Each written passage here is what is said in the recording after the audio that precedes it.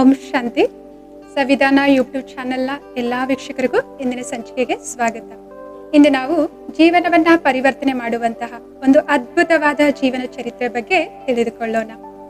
ಯಾರ ಶರೀರದ ಆಧಾರವನ್ನ ಸ್ವಯಂ ನಿರಾಕಾರ ಪರಂಪಿತ ಪರಮಾತ್ಮ ಪಡೆದುಕೊಂಡು ಅವರ ದಿವ್ಯ ಜ್ಞಾನದ ಅಮೃತವನ್ನ ನೀಡಿದ್ರು, ಯಾರ ಶರೀರದ ಆಧಾರದಿಂದ ಈ ಸೃಷ್ಟಿಯ ಆದಿ ಮಧ್ಯ ಅಂತ್ಯದ ರಹಸ್ಯವನ್ನ ತಿಳಿಸಿದ್ರು, ಯಾರ ಶರೀರದ ಆಧಾರದಿಂದ ಮುಕ್ತಿ ಜೀವನ್ ಮುಕ್ತಿಯ ಮಾರ್ಗವನ್ನ ತಿಳಿಸಿದ್ರು, ಯಾರ ಹೆಸರನ್ನ ಮರುನಾಮಕರಣ ಸ್ವಯಂ ಪರಂಪಿತ ಪರಮಾತ್ಮ ಮಾಡಿ ಪ್ರಜಾಪಿತ ಬ್ರಹ್ಮ ಅಂತ ಹೆಸರಿಟ್ರು, ಯಾರ ಶರೀರದ ಆಧಾರದಿಂದ ನಮ್ಮೆಲ್ಲರ ಈ ಬೆಹದ್ದಿನ ನಾಟಕದ ಬಗ್ಗೆ ಸುಂದರವಾಗಿ ವರ್ಣನೆ ಮಾಡಿದ್ರು, ಯಾರ ಶರೀರದ ಆಧಾರದಿಂದ ನಮ್ಮ 84 ಜನ್ಮಗಳ ಕಥೆಯನ್ನ ಬಹಳ ವಿವರವಾಗಿ ನಮ್ಗೆ ತಿಳಿಸಿದ್ರು, ಅಂತ ಮಹಾನ್ ಪುರುಷನ ದಿವ್ಯ ಜೀವನದ ಚರಿತ್ರೆಯನ್ನ ನಾವಿಂದು ತಿಳಿದುಕೊಳ್ಳೋಣ. 1876ರಲ್ಲಿ ಡಿಸೆಂಬರ್ 15ರಂದು ಒಂದು ಕೃಪಲಾನಿ ಕುಲದಲ್ಲಿ ಒಬ್ಬ ವಲ್ಲಭಾಚಾರಿ ಭಕ್ತರ ಮನೆಯಲ್ಲಿ ಈ ದಿವ್ಯ ಜ್ಯೋತಿಯ ಜನನ ಆಗುತ್ತೆ. ಇವರ ಪರಿವಾರ ಮಧ್ಯಮ ವರ್ಗದ ಪರಿವಾರವಾಗಿದೆ. ತಂದೆ ಹೈಸ್ಕೂಲ್ ಹೆಡ್ ಮಾಸ್ಟರ್ ಆಗಿದ್ದಾರೆ ಮತ್ತು ತಾಯಿ ಗೃಹಿಣಿ ಆಗಿದ್ದಾರೆ. ಸೊ ಮಧ್ಯಮ ವರ್ಗದ ಪರಿವಾರ. ಸೊ ಇವರಿಗೆ ಆ ಮಗುವಿಗೆ ಒಂದು ಸುಂದರವಾದ ಹೆಸರು ನೀಡ್ತಾರೆ, ಲೇಖರಾಜ್ ಅಂತ ಹೇಳ್ಬಿಟ್ಟು. ಲೇಖರಾಜ್ ಅವರಿಗೆ ಎಲ್ಲರೂ ಪ್ರೀತಿಯಿಂದ ದಾದಾ ಲೇಖರಾಜ್ ಅಂತ ಹೇಳ್ಬಿಟ್ಟು ಕರಿತಿರ್ತಾರೆ. ಸೊ ಈ ದಾದಾ ಲೇಖರಾಜ್ ಅವರ ಬುದ್ಧಿ ಬಹಳ ಚಮತ್ಕಾರಿ ಬುದ್ಧಿಯಾಗಿದೆ.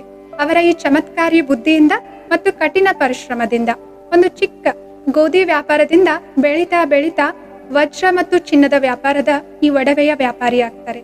ಬಹಳ ಕಡಿಮೆ ವಯಸ್ಸಿನಲ್ಲಿ ಬಹಳ ಯಶಸ್ಸನ್ನ ಪಡಿತಾರೆ ಜೀವನದಲ್ಲಿ.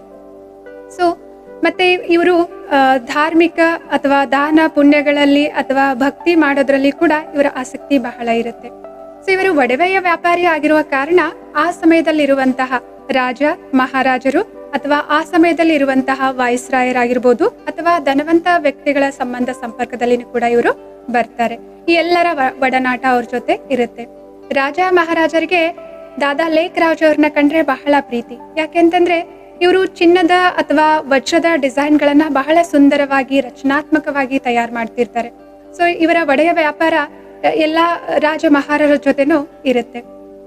ಸೊ ಯಾವುದೇ ರಾಜ್ಯದಲ್ಲಿ, ಉದಾಹರಣೆಗೆ ಉದಯಪುರದ ಮಹಾರಾಜ ಮಹಾರಾಜರಾಗಿರ್ಬೋದು ಅಥವಾ ನೇಪಾಳ್ ಮಹಾರಾಜರಾಗಿರ್ಬೋದು, ಇವರನ್ನ ವಿಶೇಷವಾಗಿ ಅವರ ರಾಜಧಾನಿಗೆ ಕರೀತಾ ಇದ್ರು ಮತ್ತು ವಿಶೇಷವಾದ ಆತಿಥ್ಯವನ್ನ ನೀಡ್ತಾ ಇದ್ರು. ಸೊ ಆ ರಾಜಧಾನಿಯಲ್ಲಿ ಯಾವುದೇ ಹಬ್ಬಗಳಿದ್ರು ಕೂಡ ಅಥವಾ ಯಾವುದೇ ವಿಶೇಷವಾದ ಪ್ರೋಗ್ರಾಮ್ ಕಾರ್ಯಕ್ರಮ ಇದ್ರು ಕೂಡ ಇವ್ರಿಗೂ ಮತ್ತು ಇವರ ಪರಿವಾರದವರಿಗೆ ಬಹಳ ಆದರದಿಂದ ಇನ್ವಿಟೇಷನ್ ನ ಕಳಿಸ್ತಾ ಇದ್ರು, ಆಹ್ವಾನವನ್ನ ಮಾಡ್ತಾ ಇದ್ರು. ಈ ರೀತಿ ಎಲ್ಲಾ ದೊಡ್ಡ ದೊಡ್ಡ ವ್ಯಕ್ತಿಗಳ ಜೊತೆಗೆ ಇವರು ಅವರ ವ್ಯಾಪಾರದ ಕಾರಣ ಸಂಬಂಧ ಸಂಪರ್ಕದಲ್ಲಿ ಇದ್ರು ಮತ್ತು ಭಕ್ತಿಯ ಭಾವನೆಯೂ ಕೂಡ ಬಹಳ ಪರಿಪಕ್ವವಾಗಿತ್ತು. ಇವರು ಶ್ರೀ ನಾರಾಯಣ ಅವರ ಅನನ್ಯ ಭಕ್ತರಾಗಿದ್ರು. ಸೊ ನಾರಾಯಣನನ್ನ ನೆನಪು ಮಾಡೋದು ಅಂತಂದ್ರೆ ಇವರಿಗೆ ಬಹಳ ಪ್ರಿಯವಾದ ಕೆಲಸವಾಗಿತ್ತು. ಸೊ ಸದಾ ಶ್ರೀ ನಾರಾಯಣನ ಫೋಟೋವನ್ನ ಅವರ ಜೇಬ್ನಲ್ಲಿ ಇಟ್ಕೊಳ್ತಾ ಇದ್ರು, ಅವರ ತಲೆದಿಂಬಿನ ಕೆಳಗಡೆನೂ ಇಟ್ಕೊಳ್ತಾ ಇದ್ರು, ಅವರ ಏನು ಒಡವೆಯ ವ್ಯಾಪಾರದ ಏನು ಸ್ಥಳ ಇದೆ ಅಲ್ಲಿ ಕೂಡ ಇಡ್ತಾ ಇದ್ರು, ಮನೆಯಲ್ಲಿ ಕೂಡ ಇಡ್ತಾ ಇದ್ರು. ಯಾಕೆಂತಂದ್ರೆ ಯಾವಾಗ್ಲೂ ಆ ಫೋಟೋ ನೋಡಿದಾಗ ಅವರಿಗೆ ಶ್ರೀನಾರಾಯಣ ಅವರ ನೆನಪು ಬರ್ಲಿ ಅಂತ ಹೇಳ್ಬಿಟ್ಟು. ಸೊ ಈ ರೀತಿ ಭಕ್ತಿ ಬಹಳ ಪರಿಪಕ್ವವಾಗಿತ್ತು. ಮನೆಯ ಪರಿಸ್ಥಿತಿ ಏನೇ ಇದ್ರು ಕೂಡ, ವ್ಯವಹಾರದ ಪರಿಸ್ಥಿತಿ ಏನೇ ಇದ್ರು ಕೂಡ ಯಾವತ್ತೂ ಕೂಡ ಇವರು ಭಕ್ತಿಯನ್ನ ನಿಲ್ಲಿಸ್ತಿರ್ಲಿಲ್ಲ. ದಿನಾಲು ಕೂಡ ಭಕ್ತಿಯನ್ನ ಮಾಡ್ತಾ ಇದ್ರು ಮತ್ತು ಭಗವದ್ಗೀತೆಯ ಅಭ್ಯಾಸವನ್ನ ದಿನಾಲು ತಪ್ಪದೆ ಮಾಡ್ತಾ ಇದ್ರು. ಕೆಲವೊಂದ್ಸಲ ಏನಾಗ್ತಿತ್ತು, ವ್ಯಾಪಾರದ ಕಾರಣ ಬೇರೆ ಬೇರೆ ಸ್ಥಳಗಳಿಗೆ ಪ್ರಯಾಣ ಮಾಡ್ಬೇಕಾಗ್ತಿತ್ತು, ಮಧ್ಯರಾತ್ರಿ ಎಲ್ಲ ಪ್ರಯಾಣ ಮಾಡ್ಬೇಕಾಗ್ತಿತ್ತು. ಅವಾಗ್ಲೂ ಕೂಡ ಇವರು ಅವ್ರ ಜೊತೆ ಭಗವದ್ಗೀತೆಯ ಪುಸ್ತಕವನ್ನ ತೆಗೆದುಕೊಂಡು ಹೋಗ್ತಾ ಇದ್ರು. ಭಕ್ತಿಯ ಏನೆಲ್ಲ ಕಿಟ್ ಇದೆ ಅದನ್ನು ಕೂಡ ತೆಗೆದುಕೊಂಡು ಹೋಗ್ತಾ ಇದ್ರು. ಪ್ರಯಾಣ ಮಾಡ್ಬೇಕಾದ್ರೂ ಕೂಡ ಭಗವದ್ಗೀತೆಯನ್ನ ದಿನಾಲು ಕೂಡ ಓದ್ತಾ ಇದ್ರು. ಈ ರೀತಿ ಸೊ ಯಾವುದೇ ಅವರ ನಿಯಮಗಳನ್ನ ಅವರು ಬಿಡ್ತಾ ಇರ್ಲಿಲ್ಲ. ಏನೇ ಮಾಡ್ತಾ ಇದ್ರು ಅದನ್ನ ದಿನಾಲು ಫಾಲೋ ಮಾಡ್ತಾ ಇದ್ರು. ಸೊ ಈ ರೀತಿ ಭಕ್ತಿ ಮಾಡ್ತಾ ಮಾಡ್ತಾ ಗುರುಗಳನ್ನು ಕೂಡ ಇವ್ರ ಜೀವನ ನಡೀತಾ ಇವರ ಲೌಕಿಕ ಜೀವನದಲ್ಲಿ ಯಶಸ್ಸಿತ್ತು, ಎಲ್ಲ ಸಂಬಂಧಗಳು ಚೆನ್ನಾಗಿದ್ವು.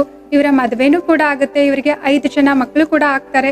ಆ ಮಕ್ಕಳೆಲ್ಲ ಬೆಳೆದು ದೊಡ್ಡವರಾಗಿ ಅವ್ರಗಳ ಮದುವೆನೂ ಕೂಡ ಆಗುತ್ತೆ. ಸೊ ಈ ರೀತಿ ಪರಿವಾರ ಒಂದು ಸುಂದರವಾದ ಪರಿವಾರ ಇವ್ರದ್ದು.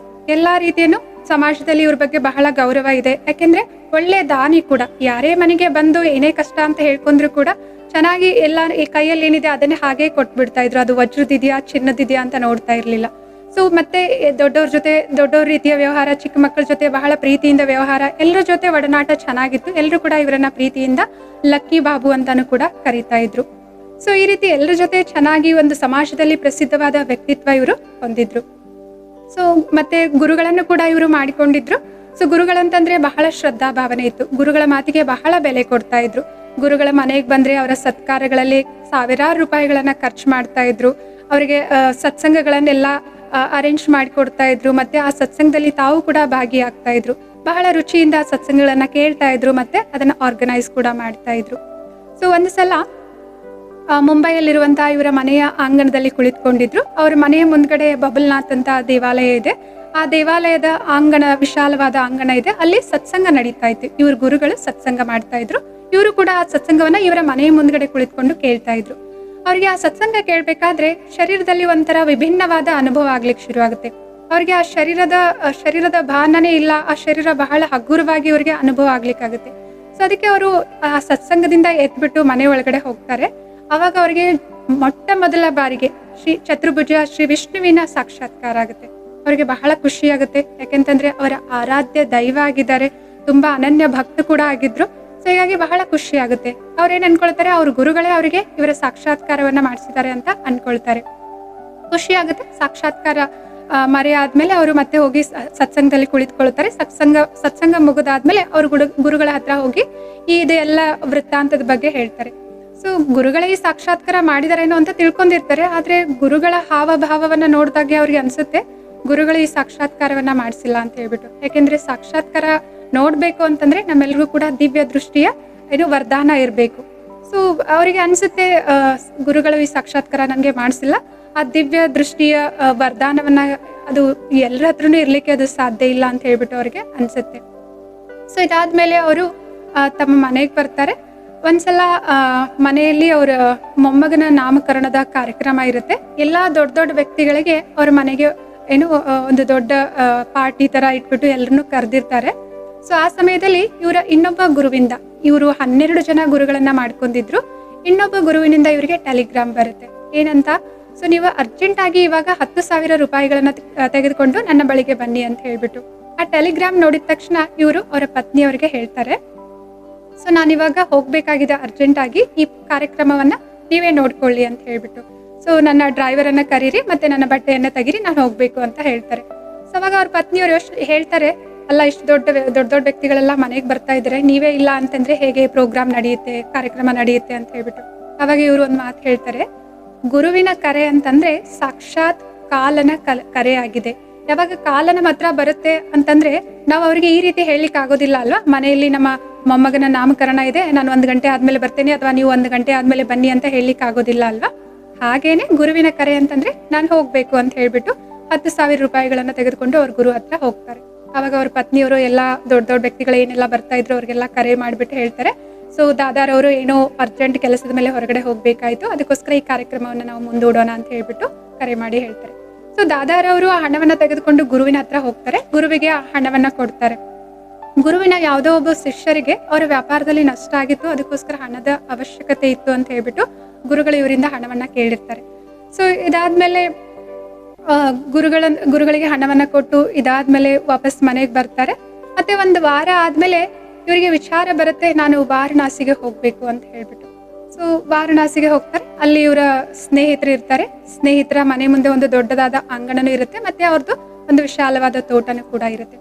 ಅಲ್ಲಿ ಏಕಾಂತದಲ್ಲಿ ಕುತ್ಕೊಂಡ್ಬಿಟ್ಟು ಭಗವಂತನ ನೆನಪು ಮಾಡ್ತಿರ್ತಾರೆ. ಸೊ ಪ್ರಭುವಿನ ಚಿಂತನೆಯಲ್ಲಿ ಕುಳಿತಿರ್ತಾರೆ.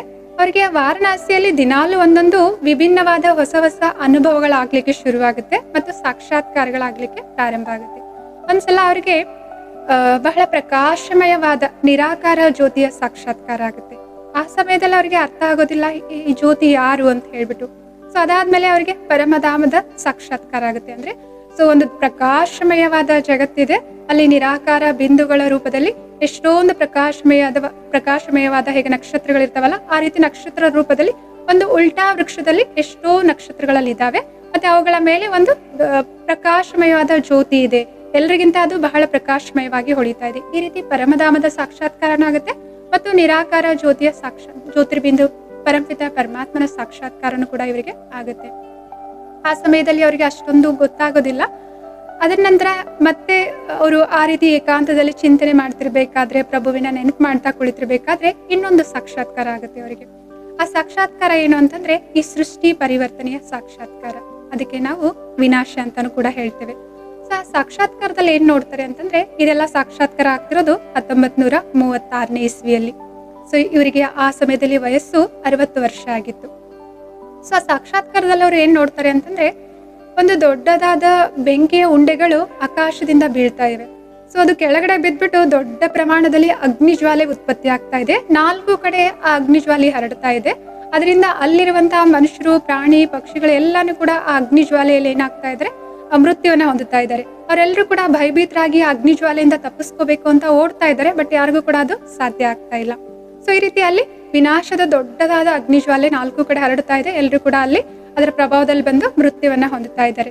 ಮತ್ತು ಅವರಿಗೆ ಅದನ್ನ ನೋಡ್ತಾ ಇದ್ರೆ ಏನ್ ಅನಿಸ್ತಾ ಇದೆ ಅಂತಂದ್ರೆ, ಈ ಮಹಾಭಾರತದಲ್ಲಿ ಏನು ಅಸ್ತ್ರಶಸ್ತ್ರಗಳನ್ನ ತೋರಿಸ್ತಾರೆ, ಮೂಸಲು ಮತ್ತೆ ಬೆಂಕಿ, ಅಗ್ನಿ ಬಾಣಗಳು ಅಥವಾ ಬೇರೆ ಬೇರೆ ಏನು ಶಸ್ತ್ರಗಳನ್ನು ತೋರಿಸಿ ಅಲ್ಲಿ ಮಹಾವಿನಾಶ ಆಗುತ್ತಂತ ಏನ್ ತೋರಿಸ್ತಾರಲ್ವ, ಮೃತ್ಯು ಆಗ್ತಿದೆ ಅಂತ ಏನ್ ತೋರಿಸ್ತಾರಲ್ವ, ಆ ರೀತಿ ಅವ್ರಿಗೆ ಆ ಸಾಕ್ಷಾತ್ಕಾರದಲ್ಲಿ ಅನಿಸ್ತಾ ಇದೆ. ಅಗ್ನಿಯ ಜ್ವಾಲೆ 4 ಕಡೆ ಹರಡ್ತಾ ಇದೆ ಅಂತ ಹೇಳ್ಬಿಟ್ಟು. ಮತ್ತೆ ನೋಡ್ತಾ ನೋಡ್ತಾ ಅವ್ರು ಏನ್ ನೋಡ್ತಾರೆ ಆ ಸಾಕ್ಷಾತ್ಕಾರದಲ್ಲಿ ಅಂತಂದ್ರೆ, ಒಂದು ದೊಡ್ಡದಾದ ನೀರಿನ ಅಲೆ ಬರ್ತಾ ಇದೆ. ಅಲ್ಲಿ ಸುತ್ತಮುತ್ತ ಇರುವಂತ ಎಲ್ಲಾ ಜನರು ಅದರ ಪ್ರಭಾವದಲ್ಲಿ ಬಂದು ಅದರಲ್ಲಿ ಮುಳುಗ್ತಾ ಇದ್ದಾರೆ. ಮತ್ತೆ ಅವರ ಪ್ರಾಣವನ್ನ ಬಿಡ್ತಾ ಇದ್ದಾರೆ. ಎಲ್ಲರೂ ಕೂಡ ಪ್ರಯತ್ನ ಮಾಡ್ತಾ ಇದ್ದಾರೆ ಆ ಅಲೆಯಿಂದ ತಮ್ಮನ್ನ ತಾವು ತಪ್ಪಿಸ್ಕೊಳ್ಬೇಕು ಅಂತ ಹೇಳ್ಬಿಟ್ಟು. ಬಟ್ ಯಾರಿಗೂ ಕೂಡ ಅದು ಸಾಧ್ಯ ಆಗ್ತಾ ಇಲ್ಲ. ಮತ್ತೆ ಕೆಲವೊಂದ್ ಕಡೆ ಏನಾಗ್ತಾ ಇದೆ, ಬೆಂಕಿ ತನ್ನ ರುದ್ರ ಅವತಾರವನ್ನ ತಾಳ್ಬಿಟ್ಟು ಎಲ್ಲಾ ಕಡೆ ಹರಡ್ತಾ ಇದೆ. ಸೊ ಎಲ್ಲರೂ ಕೂಡ ಅದರ ಪ್ರಭಾವದಲ್ಲಿ ಬರ್ತಾ ಇದ್ದಾರೆ. ಮತ್ತೆ ಇನ್ನೊಂದ್ ಕಡೆ ಏನಾಗ್ತಾ ಇದೆ, ಭೂಮಿ ಬಾಯಿ ಬಿಡ್ತಾ ಇದೆ, ಭೂಕಂಪ ಆಗ್ತಾ ಇದೆ, ಅಲ್ಲಿರುವಂತಹ ಜನರು ಅದರ ಪ್ರಭಾವದಲ್ಲಿ ಬರ್ತಾ ಇದ್ದಾರೆ. ಕೆಲವೊಂದ್ ಕಡೆ ಏನಾಗ್ತಾ ಇದೆ, ಗ್ರಹ ಯುದ್ಧಗಳು ನಡೀತಾ ಇದಾವೆ, ಮತ್ತೆ ಧಾರ್ಮಿಕ ಯುದ್ಧಗಳು ನಡೀತಾ ಇದಾವೆ. ಅದು ಎಷ್ಟು ಅತಿರೇಕದಲ್ಲಿ ನಡೀತಾ ಇದೆ ಅಂತಂದ್ರೆ, ಒಬ್ರು ಇನ್ನೊಬ್ಬರನ್ನ ಕೊಚ್ಚಿ ಸಾಯಿಸ್ತಾ ಇದ್ದಾರೆ. ಆ ಸ್ಥಳದಲ್ಲಿ ರಕ್ತದ ನದಿಗಳೇ ಹರಿತಾ ಇದೆ. ಈ ರೀತಿ 4 ಕಡೆ ವಿನಾಶ ಮೃತ್ಯುವನ್ನ ನೋಡ್ತಾ ಇದ್ದಾರೆ. ಅವರಿಗೆ ಆ ದೃಶ್ಯವನ್ನ ನೋಡಿ ಸಹನೆ ಮಾಡ್ಲಿಕ್ಕೆ ಆಗೋದಿಲ್ಲ. ಸೊ ಅವ್ರು ಎಂದೂ ಕೂಡ ಯಾವುದೇ ಪರಿಸ್ಥಿತಿ ಬಂದ್ರು ಅವ್ರ ಕಣ್ಣಿನಲ್ಲಿ ನೀರ್ ಬಂದಿರ್ಲಿಲ್ಲ. ಬಟ್ ಈ ಸಾಕ್ಷಾತ್ಕಾರವನ್ನ ನೋಡ್ಬಿಟ್ಟು 4 ಕಡೆ ಆ ವಿನಾಶದ ದೃಶ್ಯಗಳನ್ನ ನೋಡಿ, ಆ ಮೃತ್ಯುವಿನ ದೃಶ್ಯಗಳನ್ನ ನೋಡ್ಬಿಟ್ಟು ಅವ್ರ ಕಣ್ಣಲ್ಲಿ ನಿಜವಾಗ್ಲೂ ನೀರು ಹರಿಲಿಕ್ಕೆ ಶುರು ಆಗುತ್ತೆ. ಆಗ ಅವ್ರು ಹೇಳ್ತಾರೆ, ಈ ದೃಶ್ಯವನ್ನ, ಈ ಸಾಕ್ಷಾತ್ಕಾರವನ್ನ ನನ್ಗೆ ಯಾರು ತೋರಿಸ್ತಾ ಇದ್ರೆ, ದಯವಿಟ್ಟು ಪ್ರಭು ಇದನ್ನ ನಿಲ್ಸಿ ಅಂತ ಹೇಳ್ಬಿಟ್ಟು ಅವರು ಹೇಳ್ತಾರೆ. ಸೊ ಆಮೇಲೆ ಆ ದೃಶ್ಯ ಮಾಯ ಆಗುತ್ತೆ. ಈ ಸಮಯದಲ್ಲಿ, ಇದು 1936ನೇ ಇಸ್ವಿಯಲ್ಲಿ ನಡೀತಾ ಇರೋದು. ಆ ಸಮಯದಲ್ಲಿ ಇನ್ನೂ ಕೂಡ ಅಟೋಮಿಕ್ ಬಾಂಬ್ಸ್ ಆಗ್ಲಿ ಅಥವಾ ಹೈಡ್ರೋಜನ್ ಬಾಂಬ್ಸ್ ಆಗ್ಲಿ ಇನ್ನು ಪ್ರಯೋಗಾಲಯದಲ್ಲಿ ಇವುಗಳ ಟೆಸ್ಟ್ ಆಗ್ತಾ ಇತ್ತು. ಇನ್ನು 2ನೇ ವಿಶ್ವ ಮಹಾಯುದ್ಧ ನಡೆದಿರ್ಲಿಲ್ಲ. ಮತ್ತೆ ಹಿರೋಶಿಮಾ, ನಾಗಾಸಾಕಿ ಮೇಲೆ ಕೂಡ ಬಾಂಬ್ಸ್ಗಳು ಬಿದ್ದಿರ್ಲಿಲ್ಲ. ಸೊ ಇದೆಲ್ಲ ದೃಶ್ಯವನ್ನ ಅವ್ರು ನೋಡ್ಬಿಟ್ಟು ಅವ್ರಿಗೆ ಅರ್ಥ ಆಗ್ತಿಲ್ಲ, ಇದೆಲ್ಲ ಏನು, ಹಾಗಿದ್ರೆ ಈ ಜಗತ್ತೇನು ವಿನಾಶ ಆಗೋದಿದೆಯಾ, ಈ ರೀತಿ ಪ್ರಾಕೃತಿಕ ವಿಕೋಪಗಳು ಆಗೋದಿದೆಯಾ, ಹಾಗಿದ್ರೆ ಈ ರೀತಿ ಬೆಂಕಿಯ ಉಂಡೆಗಳು, ಅದಕ್ಕೆ ನಾವು ಬಾಂಬ್ಸ್ ಅಂತ ಹೇಳ್ತೇವೆ, ಅದೆಲ್ಲ ಬಿದ್ದು ಎಲ್ಲಾ ದೇಶಗಳು ಈ ವಿನಾಶದ ಭಾಗಿ ಆಗ್ತಾವ, ಹಾಗಿದ್ರೆ ಎಲ್ಲಾನು ನಷ್ಟ ಆಗುತ್ತಾ ಇಲ್ಲಿ ಅಂತ ಹೇಳ್ಬಿಟ್ಟು ಅವ್ರಿಗೆ ಪ್ರಶ್ನೆಗಳ ಮನಸ್ಸಲ್ಲಿ ಬರ್ಲಿಕ್ಕೆ ಶುರು ಆಗುತ್ತೆ. ಅದೆಲ್ಲ ದೃಶ್ಯವನ್ನ ನೋಡ್ಬಿಟ್ಟು ಜೀವನದಲ್ಲಿ ಅವ್ರಿಗೆ ಬಹಳ ವೈರಾಗ್ಯ ಬರುತ್ತೆ. ಅವ್ರಿಗೆ ಮನಸ್ಸಿನಲ್ಲಿ ಪ್ರಶ್ನೆ ಬರುತ್ತೆ, ಇಷ್ಟೊಂದೆಲ್ಲ ನಾವು ಸಂಪಾದನೆ ಮಾಡ್ತಾ ಇದೀವಿ, ದುಡಿತಾ ಇದೀವಿ, ಇದೆಲ್ಲ ಹಾಗಿದ್ರೆ ವ್ಯರ್ಥ ಅಲ್ವಾ, ಈ ವಿನಾಶ ಆಯ್ತು ಅಂತಂದ್ರೆ ಇದ್ರಲ್ಲೆಲ್ಲ ವ್ಯರ್ಥವಾಗಿ ನಷ್ಟ ಆಗಿ ಹೋಗ್ಬಿಡುತ್ತಲ್ವಾ ಅಂತ ಹೇಳ್ಬಿಟ್ಟು. ಸೊ ಆದ್ರೆ ಅವರ ಪ್ರಶ್ನೆಗಳಿಗೆ ಉತ್ತರ ಕೊಡೋರು ಯಾರು ಇರಲ್ಲ ಅಲ್ಲಿ. ಅವ್ರ ಅದೇ ಇದರಿಂದ ಪ್ರಶ್ನೆಗಳಿಂದ ಅಲ್ಲಿ ಸ್ವಲ್ಪ ದಿನ ಇದ್ಬಿಟ್ಟು ಆಮೇಲೆ ನೇರವಾಗಿ ಅವರು ಕಲ್ಕತ್ತಾಗ ಹೋಗ್ತಾರೆ. ಸೊ ಇವ್ರ ಬಿಸ್ನೆಸ್ ಬ್ರಾಂಚಸ್ಗಳು ಬೇರೆ ಬೇರೆ ಸ್ಥಳದಲ್ಲಿ ಇರ್ತವೆ. ಸಿಂಧ, ಹೈದರಾಬಾದು, ಕರಾಚಿ ಮತ್ತೆ ಕಲ್ಕತ್ತಾದಲ್ಲಿ ಇವ್ರದ್ದು ದೊಡ್ಡ ಶೋರೂಮ್ ಇರುತ್ತೆ. ಸೊ ಅಲ್ಲೇ ಹೋಗ್ತಾರೆ. ಆ ಶೋರೂಮ್ ಅಲ್ಲಿ ಹೋದಾಗ ಆ ವಜ್ರಗಳನ್ನ ನೋಡ್ತಾ ಇದ್ರೆ ಅವ್ರಿಗೆ ಏನ್ ಅನಿಸ್ತಾ ಇದೆ ಅಂದ್ರೆ, ಒಳಗಡೆಯಿಂದ ಇವುಗಳ ವಜ್ರ ಅಲ್ಲ, ಕಲ್ಲುಗಳ ಸಮಾನ ಅನಿಸ್ತಾ ಇದೆ. ಅವ್ರೇನ್ ವ್ಯಾಪಾರ ಮಾಡ್ತಾ ಇದೆ ಅದೆಲ್ಲ ಅಸತ್ಯವಾದ ವ್ಯಾಪಾರ ಅಂತ ಅನಿಸ್ತಾ ಇದೆ. ಇದೆಲ್ಲಾನು ವಿನಾಶ ಆಗೋದಿದೆಯಲ್ಲ, ಇದನ್ನೆಲ್ಲ ಮಾಡ್ಬಿಟ್ಟು ನಾನು ಏನ್ ಮಾಡ್ಬೇಕಾಗಿದೆ ಇವಾಗ ಅಂತ ಹೇಳ್ಬಿಟ್ಟು ಪದೇ ಪದೇ ಅವ್ರ ಮನಸ್ಸಲ್ಲಿ ಪ್ರಶ್ನೆಗಳು ಬರ್ತಾ ಇದೆ. ಅದಕ್ಕೆ ಆ ಕ್ಷಣದಲ್ಲಿ ಅವರು ಸ್ವಲ್ಪ ಹೊತ್ತು ಯೋಚನೆ ಮಾಡಿ, ಅವರ ಪಾಲುದಾರ ಏನಿರ್ತಾರೆ, ಪಾರ್ಟ್ನರ್ಶಿಪ್ ಅಲ್ಲಿ ಏನವರು ಬಿಸ್ನೆಸ್ ಮಾಡ್ತಾ ಇದ್ರು, ಆ ಪಾಲುದಾರನನ್ನ ಕರೀತಾರೆ. ಅವ್ರು ಹೇಳ್ತಾರೆ ಅವರಿಗೆ, ನಾನು ಯಾವುದೇ ಇಲ್ಲಿ ಭಿನ್ನ ಅಭಿಪ್ರಾಯ ಬಂದ್ಬಿಟ್ಟು ಈ ನಿರ್ಧಾರ ತಗೊಳ್ತಾ ಇಲ್ಲ. ಸೊ ನನಗೆ ಈಶ್ವರ್ಯ ಕರೆ ಬಂದಿದೆ. ನನಗೆ ಅನಿಸ್ತಾ ಇದೆ ಒಳಗಡೆಯಿಂದ ಈ ಜಗತ್ತು ಇನ್ನು ವಿನಾಶ ಆಗೋದಿದೆ, ಇದೆಲ್ಲ ವ್ಯಾಪಾರ ಎಲ್ಲ ಅಸತ್ಯ ಅಂತ ನನ್ಗೆ ಅನಿಸ್ತಾ ಇದೆ. ನಾನು ಈಶ್ವರ್ಯ ಸೇವೆಯಲ್ಲಿ ಈ ಹಣವನ್ನೆಲ್ಲ ನಾನು ತೊಡಗಿಸ್ಬೇಕು ಅಂತ ನನ್ಗೆ ಅನಿಸ್ತಾ ಇದೆ. ಅದಕ್ಕೋಸ್ಕರ ನಾನು ನನ್ನ ಬಿಸ್ನೆಸ್ ಅನ್ನ ಇಲ್ಲಿಗೆ ಕೊನೆಗೊಳಿಸ್ತೇನೆ. ನಾನು ಯಾವುದೇ ಲೆಕ್ಕಾಚಾರವನ್ನ ಮಾಡೋದಕ್ಕೋಸ್ಕರ ನಿಮ್ಮನ್ನ ಕರೆದಿಲ್ಲ. ನೀವು ನಿಮ್ಮ ಲಾಯರ್ನನ್ನ ಕರೆಸ್ಬಿಟ್ಟು ನಿಮ್ಗೆ ಎಷ್ಟು ಸರಿ ಅನ್ಸುತ್ತೆ ನನ್ನ ಭಾಗವನ್ನ ನನ್ ಕೊಡಿ ಅಂತ ಹೇಳ್ಬಿಟ್ಟು ಅವ್ರ ಜೊತೆ ಮಾತಾಡ್ತಾರೆ. ಅವ್ರ ಪಾಲುದಾರರು ಕೂಡ ಸರಿ ಅಂತ ಹೇಳ್ಬಿಟ್ಟು ಅದರ ರಿಲೇಟೆಡ್ ಕಾಗದ ಪತ್ರಗಳನ್ನ ರೆಡಿ ಮಾಡ್ಲಿಕ್ಕೆ ತಯಾರಿ ಮಾಡ್ತಾರೆ. ಅಷ್ಟರಲ್ಲಿ ಸಿಂಧ್, ಹೈದರಾಬಾದಿಂದ ಇವ್ರ ಮನೆಯಿಂದ ಇವರ ಚಿಕ್ಕಪ್ಪ ಅವರ ಆರೋಗ್ಯದ ರಿಲೇಟೆಡ್ ಪತ್ರ ಬರುತ್ತೆ, ಟೆಲಿಗ್ರಾಮ್ ಬರುತ್ತೆ. ಇವ್ರಿಗೆ ಒಬ್ಬ ಚಿಕ್ಕಪ್ಪ ಇದ್ರು. ಕಾಕಾ ಮೂಲ್ಚಂದ್ ಅಂತ ಹೇಳ್ಬಿಟ್ಟು ಬಹಳ ಪ್ರಸಿದ್ಧವಾದ ದಾನಿ ಆಗಿದ್ರು ಅವರು. ದಾನ ಪುಣ್ಯ ಮಾಡೋ ಎಲ್ಲಾ ಕಾರ್ಯಗಳಲ್ಲಿ ಲೇಖರಾಜ್ ಅವರ ಸಹಯೋಗವನ್ನ ಅವ್ರು ತೆಗೆದುಕೊಳ್ತಾ ಇದ್ರು. ಲೇಖರಾಜ್ ಅವರು ಕೂಡ ದಾನ ಪುಣ್ಯದ ಕಾರ್ಯಗಳು, ತೀರ್ಥಯಾತ್ರೆಯ ಏನೇ ಅವ್ರು ಚಿಕ್ಕಪ್ಪ ಅವ್ರು ಮಾಡ್ತಾ ಇದ್ರಲ್ವಾ, ಅದರಲ್ಲಿ ಇವರು ಕೂಡ ಭಾಗಿಯಾಗ್ತಾ ಇದ್ರು. ಚಿಕ್ಕಪ್ಪ ಅವರಿಗೆ ಬಹಳ ಸಹಯೋಗಿ ಆಗ್ತಾ ಇದ್ರು. ಚಿಕ್ಕಪ್ಪ ಅವರಿಂದ ಈ ಸಂಸ್ಕಾರಗಳನ್ನ ಇವರು ಕಲ್ತಿದ್ರು. ಸೊ ಅವ್ರ ಚಿಕ್ಕಪ್ಪ ಅವರು ಅನಾರೋಗ್ಯಕ್ಕೀಡಾಗಿದ್ದಾರೆ ಅಂತ ಹೇಳ್ಬಿಟ್ಟು ಯಾವಾಗ ಟೆಲಿಗ್ರಾಮ್ ಬರುತ್ತೆ, ಸೊ ಅವ್ರೇನ್ ಮಾಡ್ತಾರೆ, ಮನೆಗೆ ಮೊದಲು ಒಂದು ಪತ್ರವನ್ನ, ಮೊದಲು ಎಲ್ಲ ಕಾಗದ ಪತ್ರಗಳ ಏನು ಅವರ ಪಾಲುದಾರ ರೆಡಿ ಮಾಡ್ತಾ ಇದ್ರು, ಇದೆಲ್ಲ ಫೈನಲೈಸ್ ಆದ್ಮೇಲೆ ಆ ಕಾಗದ ಪತ್ರಗಳನ್ನ ತೆಗೆದುಕೊಂಡು ಮನೆಗೊಂದು ಟೆಲಿಗ್ರಾಮ್ ಕಳಿಸ್ತಾರೆ.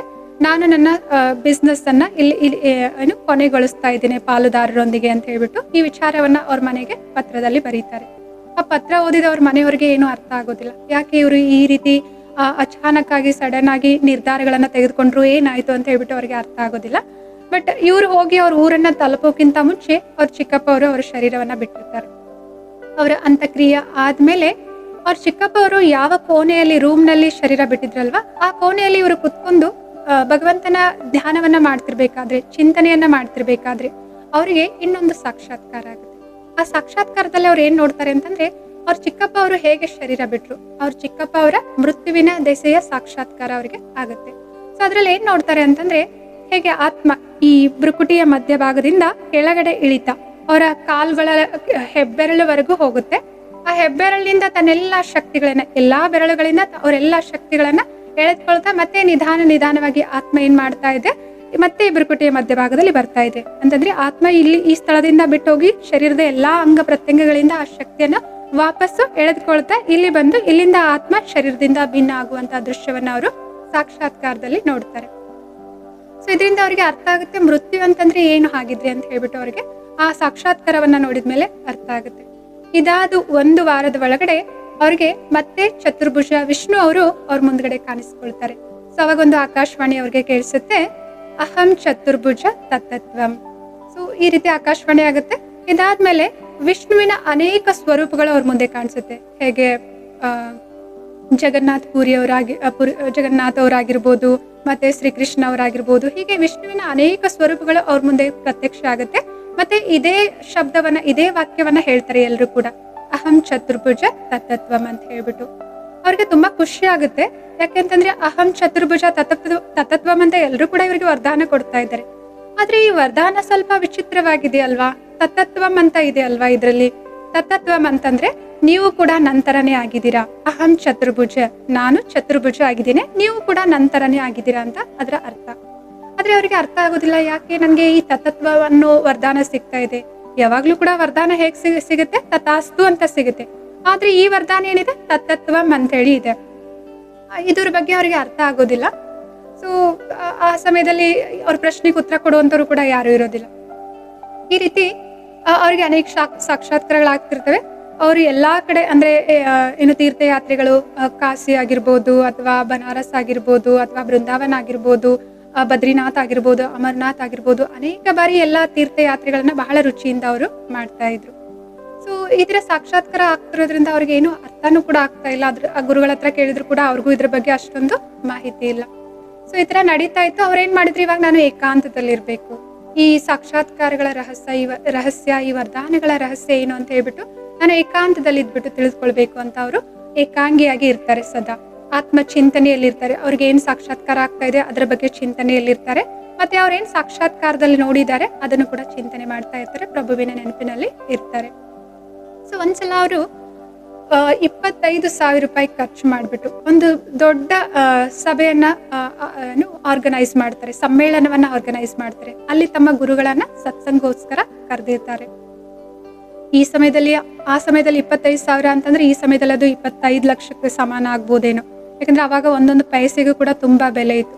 ಅಷ್ಟೊಂದೆಲ್ಲ ಖರ್ಚು ಮಾಡ್ಬಿಟ್ಟು ಇವರು ಸತ್ಸಂಗಗಳನ್ನೆಲ್ಲ ಆರ್ಗನೈಸ್ ಮಾಡ್ತಾ ಇದ್ರು. ಸೊ ಗುರುಗಳು ಬಂದಿದ್ರು, ಗುರುಗಳ ಭಾಷಣ, ಸತ್ಸಂಗ ನಡೀತಾ ಇತ್ತು. ತುಂಬಾ ಜನರು ಆ ಸತ್ಸಂಗದಲ್ಲಿ ಕುಳಿತಿದ್ರು. ಇವರು ಕೂಡ ತಮ್ಮ ಪರಿವಾರದ ಜೊತೆಗೆ ಮುಂದ್ಗಡೆ ಗುರುಗಳ ಮುಂದ್ಗಡೆ ಕುಳಿತಿದ್ರು. ಬಟ್ ಆ ಸತ್ಸಂಗದ ದಿನ ಇವರಿಗೆ ಬೆಳಗ್ಗೆಯಿಂದನೇ ಒಂಥರ ವಿಚಿತ್ರವಾದ ಅನುಭವಗಳಾಗ್ತಾ ಇದೆ. ಅವ್ರ ಶರೀರದಲ್ಲಿ ಇದ್ರು ಕೂಡ ಆ ಶರೀರದ ಅನುಭವ ಆಗ್ತಾ ಇಲ್ಲ. ಬಹಳ ಹಗುರತೆಯ ವಿಭಿನ್ನವಾದ ಅನುಭವ ಅವರಿಗೆ ಆಗ್ತಾ ಇದೆ. ಸೊ ಸತ್ಸಂಗದಲ್ಲಿದ್ದಾಗ ಇನ್ನೂ ವಿಚಿತ್ರವಾದ ಅನುಭವಗಳು ಆಗ್ತಾ ಇರೋದ್ರಿಂದ ಅವರು ಸತ್ಸಂಗದ ಮಧ್ಯದಲ್ಲೇನೆ ಎದ್ಬಿಟ್ಟು ತಮ್ಮ ರೂಮ್ ಕಡೆಗೆ ಹೋಗ್ತಾರೆ.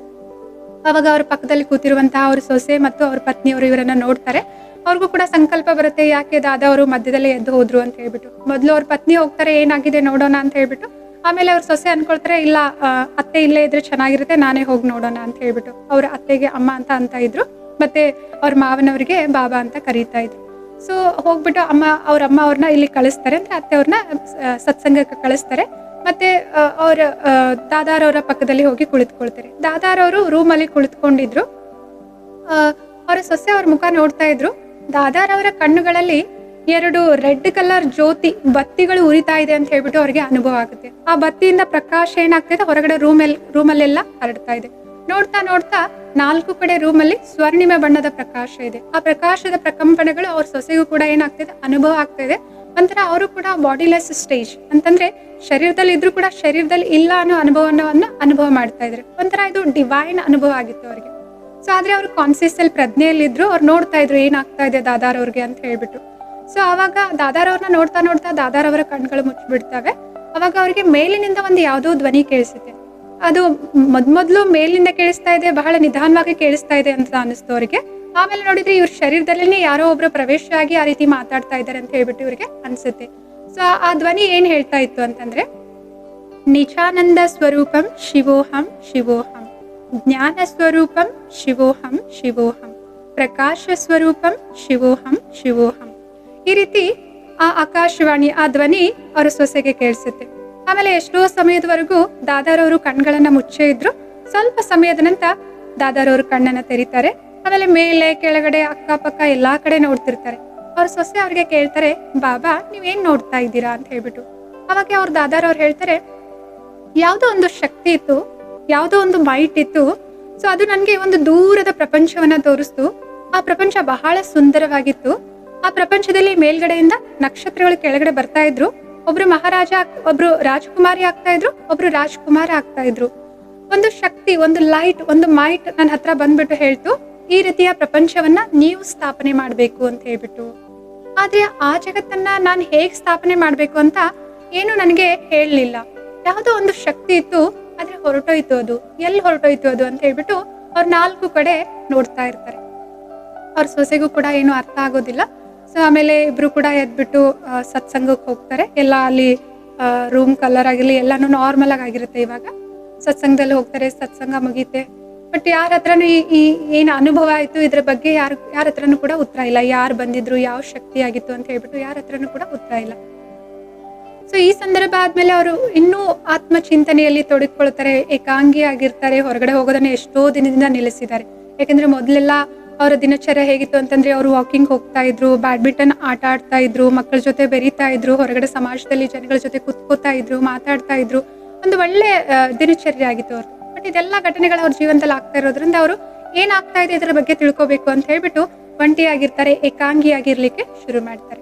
ಸೊ ಈ ರೀತಿ ಅವರು ಯಾವಾಗ್ಲೂ ಏಕಾಂಗಿಯಾಗಿ ಇರ್ತಾ ಇರೋದ್ರಿಂದ ಅವರಿಗೆ ಒಂದ್ಸಲ ಏನ್ ಅನುಭವ ಆಗ್ತಾ ಇದೆ ಅಂತಂದ್ರೆ, ಯಾವುದೋ ಒಂದು ಶಕ್ತಿ ಅವ್ರ ಒಳಗಡೆಯಿಂದ ಅವ್ರ ಜೊತೆ ಮಾತಾಡ್ತಾ ಇದೆ. ಒಂದು ಏನೋ ಅಂತಃಕರಣದಿಂದ ಅವ್ರಿಗೆ ಒಂದು ಧ್ವನಿ ಕೇಳಿಸ್ತಾ ಇದೆ. ಸೊ ಯಾರೋ ನನ್ನ ಜೊತೆ ಮಾತಾಡ್ತಾ ಇದಾರೆ ಅಂತ ಅವ್ರಿಗೆ ಅನುಭವ ಅನ್ಸುತ್ತೆ. ಸೊ ಅವರು ಯಾವಾಗ್ಲೂ ಕೂಡ ಲೌಕಿಕದಲ್ಲಿ ಕೂಡ ಭಗವದ್ಗೀತೆಯನ್ನ ಓದ್ತಾ ಇದ್ರು. ಅದರಲ್ಲಿ ಆತ್ಮದ ಜ್ಞಾನ ಇತ್ತು. ಸೊ ಮತ್ತು ಪರಮಾತ್ಮನ ಮಹಾವಾಕ್ಯಗಳಿದ್ವು. ಸೊ ಯಾರೋ ಒಬ್ರು ಒಳಗಡೆಯಿಂದ ಇವಾಗ ಆ ಜ್ಞಾನವನ್ನ ಅವ್ರಿಗೆ ಹೇಳ್ತಾ ಇದ್ದಾರೆ ಅಂತ ಅನಿಸ್ತಾ ಇರುತ್ತೆ. ಸೊ ಆ ಜ್ಞಾನ ಅವರಿಗೆ ಗೊತ್ತಿರೋದ್ರಿಂದ ಇವಾಗ ಅದ್ರ ಬಗ್ಗೆ ಸ್ಪಷ್ಟತೆ ಸಿಗ್ತಾ ಇದೆ. ಮತ್ತೆ ಅವರಿಗೆ ಅದು ಅನುಭವ ಆಗ್ತಾ ಇದೆ. ಆತ್ಮ ಅಂತಂದ್ರೆ ಹೇಗಿದೆ, ಆತ್ಮದ ಅನುಭವ ಅವರಿಗೆ ಈಗ ಆ ಧ್ವನಿಯಿಂದ ಕೇಳ್ತಾ ಅದು ಅನುಭವ ಆಗ್ತಿದೆ. ಮೊದಲು ಅಷ್ಟು ಸ್ಪಷ್ಟತೆ ಇರ್ತಿರ್ಲಿಲ್ಲ, ಅವ್ರು ಯಾವಾಗ ಓದ್ತಾ ಇದ್ರು ಅದ್ರ ಬಗ್ಗೆ. ಬಟ್ ಇವಾಗ ಆ ಶಕ್ತಿ ಅವರಿಗೆ ಜ್ಞಾನ ಹೇಳ್ತಾ ಇದೆ, ಅವರಿಗೆ ಅನುಭವ ಕೂಡ ಆಗ್ತಾ ಇದೆ, ಅದು ಸ್ಪಷ್ಟನೂ ಆಗ್ತಾ ಇದೆ ಬುದ್ಧಿಯಲ್ಲಿ. ಅವ್ರ ಬುದ್ಧಿ ಅದನ್ನ ಸ್ವೀಕಾರ ಕೂಡ ಮಾಡ್ತಾ ಇದೆ, ಮತ್ತೆ ಅವರಿಗೆ ಅದ್ರ ಮೇಲೆ ನಿಶ್ಚಯನೂ ಕೂಡ ಬರ್ತಾ ಇದೆ. ಸೊ ಈ ರೀತಿ ಅವ್ರಿಗೆ ಆತ್ಮಜ್ಞಾನದ ನಿಶ್ಚಯ ಆಯ್ತು. ಅವ್ರು ಏನ್ ಮಾಡಿದ್ರು, ಅವ್ರಿಗೇನ್ ಅನುಭವ ಆಗ್ತಾ ಇದೆ, ಅವ್ರಿಗೇನ್ ಚೆನ್ನಾಗ್ ಅನಿಸ್ತಾ ಇದೆ, ಅದನ್ನ ಅವ್ರ ಪರಿವಾರದವ್ರ ಜೊತೆನೂ ಹಂಚ್ಕೊಳ್ತಾರೆ. ನಾವೆಲ್ಲ ಆತ್ಮ ಆಗಿದ್ದೇವೆ, ನಾವು ಈ ಶರೀರ ವಿನಾಶಿಯಾಗಿದೆ, ಆತ್ಮ ಅವಿನಾಶಿಯಾಗಿದೆ. ಯಾವಾಗ ಅವ್ರ ಪರಿವಾರದ ಜೊತೆ ಈ ವಿಷಯಗಳನ್ನ ಹಂಚ್ಕೊಳ್ತಾರೆ, ಅವ್ರ ಪರಿವಾರದವ್ರಿಗೂ ಕೂಡ ಬಹಳ ಚೆನ್ನಾಗಿ ಅನ್ಸುತ್ತೆ. ಅವ್ರಿಗೂ ಕೂಡ ಆ ಮಾತುಗಳನ್ನ ಕೇಳಿದ ತಕ್ಷಣ ಅವ್ರಿಗೂ ಕೂಡ ಆತ್ಮದ ಅನುಭೂತಿ ಆಗ್ಲಿಕ್ಕೆ ಶುರು ಆಗುತ್ತೆ. ಸೊ ಮೊದ್ಲೆಲ್ಲ ಪರಿವಾರದವ್ರು ಕುತ್ಕೊಂಡ್ಬಿಟ್ಟು ಅವ್ರ ಮಾತುಗಳನ್ನ ಕೇಳ್ತಾ ಇದ್ರು. ಸೊ ಈ ರೀತಿ ಆತ್ಮದ ಅನುಭೂತಿ ಆಗ್ತಾ ಅವರು ಈಗ ಬರೀಲಿಕ್ಕೆ ಶುರು ಮಾಡ್ತಾರೆ, ನಾನು ಆತ್ಮ ಆಗಿದ್ದೇನೆ. ಅವ್ರ ಪತ್ನಿ ಹೆಸರು ಜಶೋಧ ಅಂತ, ಜಶೋಧಾನು ಆತ್ಮ ಆಗಿದ್ದಾರೆ. ಅವ್ರ ಸೊಸೆ ಹೆಸರು ರಾಧಿಕಾ ಅಂತ, ಅವರು ಕೂಡ ಆತ್ಮ ಆಗಿದ್ದಾರೆ. ಈ ರೀತಿ ಆತ್ಮದ ಅಭ್ಯಾಸವನ್ನ ಅವರು ಮಾಡ್ಲಿಕ್ಕೆ ಶುರು ಮಾಡ್ತಾರೆ. ಆತ್ಮದ ಸ್ಥಿತಿಯ ಅಭ್ಯಾಸವನ್ನ ಅವರು ಅನುಭವ ಮಾಡ್ಲಿಕ್ಕೆ, ಬರೀಲಿಕ್ಕೆ, ಪ್ರಾಕ್ಟೀಸ್ ಮಾಡ್ಲಿಕ್ಕೆ ಶುರು ಮಾಡ್ತಾರೆ. ಈ ರೀತಿ ಮಾಡ್ತಾ ಮಾಡ್ತಾ ಒಂದಿನ ಅವ್ರಿಗೆ ಏನ್ ಅನುಭವ ಆಗುತ್ತೆ ಅಂತಂದ್ರೆ, ನಾನು ಅರ್ಜುನ ಆಗಿದ್ದೇನೆ, ಸ್ವಯಂ ಪರಂಪಿತ ಪರಮಾತ್ಮ ತಮ್ಮ ಗುಪ್ತ ವೇಷದಲ್ಲಿ ಬಂದು, ಸೊ ಏನು ಅವರು ವಚನ ಕೊಟ್ಟಿದ್ರಲ್ವಾ ಅವರ ಭಕ್ತರಿಗೆ, ಸೊ ಆ ವಚನವನ್ನ ಅವರು ಪೂರ್ಣ ಮಾಡೋದಕ್ಕಾಗಿ ಗುಪ್ತ ವೇಷದಲ್ಲಿ ಬಂದು ಸತ್ಯವಾದ ಜ್ಞಾನವನ್ನ ನೀಡ್ತಾ ಇದ್ದಾರೆ ಅಂತ ಹೇಳ್ಬಿಟ್ಟು ಅವ್ರಿಗೆ ಅನುಭವ ಅನಿಸುತ್ತೆ. ಪರಮಾತ್ಮ ಏನೋ ಒಂದು ತಮ್ಮ ಗುಪ್ತ ಕಾರ್ಯವನ್ನ ಮಾಡ್ತಾ ಇದ್ದಾರೆ, ಅದಕ್ಕೋಸ್ಕರ ನನ್ನನ್ನ ಇಲ್ಲಿ ಯಾವುದೋ ಒಂದು ಕಾರ್ಯಕ್ಕೆ ನಿಮಿತ್ತರಾಗಿ ಮಾಡ್ತಾ ಇದ್ದಾರೆ ಅಂತ ಹೇಳ್ಬಿಟ್ಟು ಅನುಭವ ಅನಿಸುತ್ತೆ.